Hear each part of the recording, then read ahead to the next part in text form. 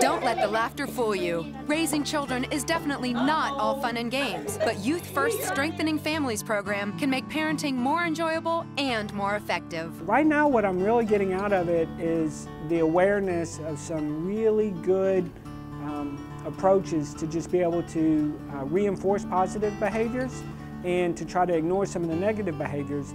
And right now, the relationship, the time spent with my little girl has grown, and so our trust and ability to just be a better family has grown. Patrick Martin and his family are big believers in the Strengthening Families program. A lot of the times we let other things take priority over the responsibility we have as being a parent. And so I would encourage you to take the opportunity, clear out your schedule, clear the calendar, and spend some quality time with your kids and get to know what's going on in their world. A child's world is often playful, but unfortunately, it can also be painful. Classroom teachers see struggling students every day. For a student to learn, they have to have their basic needs taken care of. If they're hungry, for instance, they cannot focus. If they don't feel safe because of a bullying situation, if they are worried about something because they're not getting along with their friends very well, or their families are having trouble at home, they cannot focus on school at all. That's why teacher Gail Coombs is very grateful for the Youth First social worker who helps students and families at her school. Having a Youth First counselor like Mary Ruth Brandstetter is a lifesaver. She really, first of all, develops a relationship with them and gains their trust. Then from there, she teaches them skills to deal with whatever problems they're having. When I was going into the 6th grade, my parents divorced. In the 7th grade, my mom remarried and moved away. Emily is one of the thousands helped each year by Youth First social workers. I was nervous at first.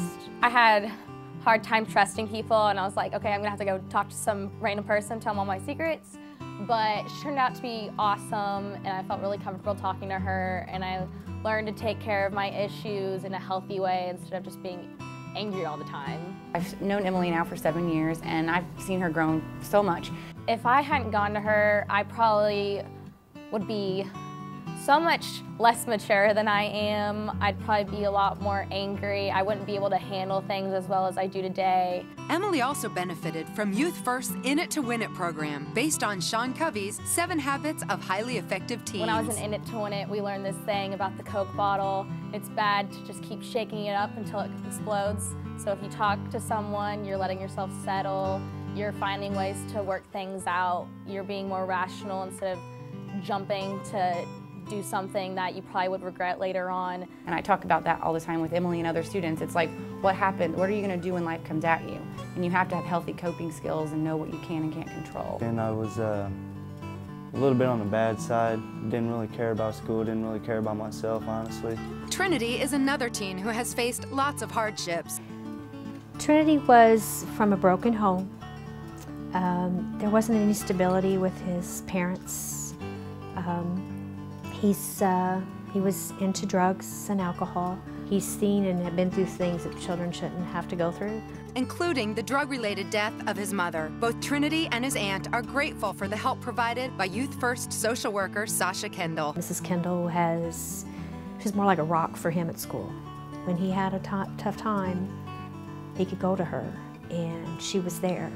And I know she's there for other children, and it makes a difference when you have somebody that they can turn to. When I first started opening up to Miss Kendall, she helped me out a lot. And being able to open up got a lot off of my chest. It helped me to believe in myself. It helped me to, see into the future, to be able to see what I was going to become and, try to get myself to that point.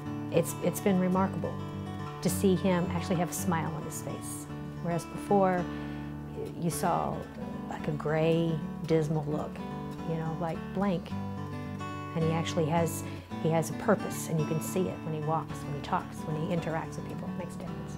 I didn't care about school. I had very, very low grades.